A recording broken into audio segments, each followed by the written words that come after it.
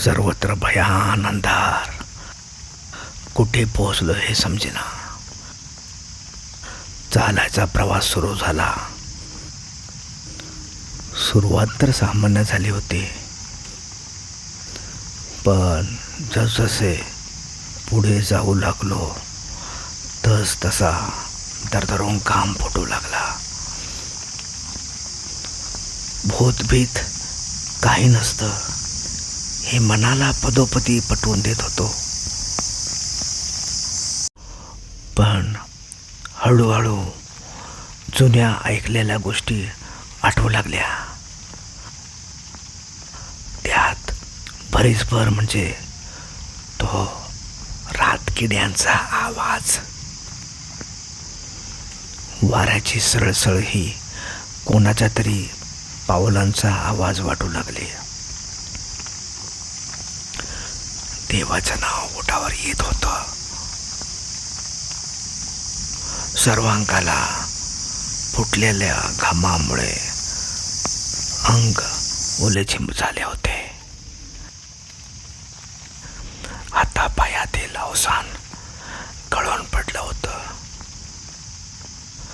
कोणीतरी पाठलाग करतोय असा भास होत होता. समोरचं सारं दुर्गट दिसत होतं. चित्र विचित्र प्राण्यांचा सहवास जाणवत होता. पुढे काय वाढून ठेवलंय हे लक्षात येत नव्हतं. सारं काही स्वप्नवत वाटत होतं.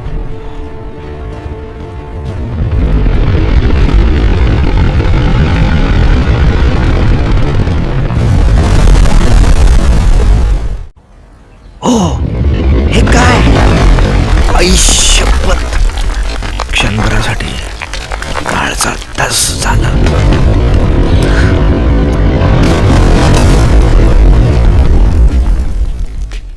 आपण आहोत पिंपळे गुरव पुणे येथील डायनासोर गार्डनमध्ये. आयुष्यातील प्रत्येक प्रवास हा असाच असतो. मनाचा हिय्या करून पुढे जायचे असते.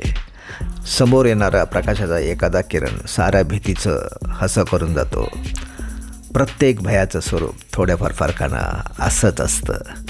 पुढे काय होणार याची एक अनामिक भीती आणि हुरहुर सतत वाटत असते. लोक काय म्हणतील हा विचार देखील मनात येत असतो. परीक्षा, मुलाखत व सार्वजनिक ठिकाणी बोलणे असो, व्यक्ती या भीतीखाली दबलेली असते. गंमत म्हणजे या गोष्टींपासून आपण जेवढे लांब पळतो तेवढेच भय वाढत जातं. ते मनात इतकं भिनतं की आपल्याला वाटू लागतं हे आपल्याला कधीच जमणार नाही. आपण अपयशी ठरू, आपली नाचक्की होईल. येथे प्रयत्न करण्यापूर्वीच आपण आपला पराभव करून घेतलेला असतो. पण जेव्हा याच गोष्टींना आपण धैर्याने, निर्भयतेने आणि तयारीने सामोरे जातो तेव्हा भयाची जागा आव्हानाने घेतलेली असते. लढण्याचे बळ अंगी येते.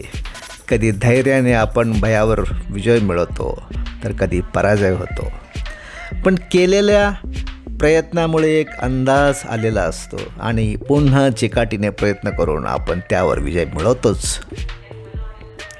डर के आगे जीत है हे जाहिरातीतलं वाक्य तेव्हा खऱ्या अर्थाने पटू लागतं. भयापासून मुक्ती मिळवायची असेल तर त्याचा धैर्यानं सामना केलाच पाहिजे.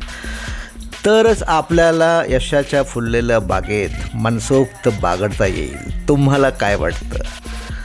तुमच्या आयुष्यातही असे भयावह प्रसंग येतात का? अशा वेळी तुम्ही कशी प्रतिक्रिया देता?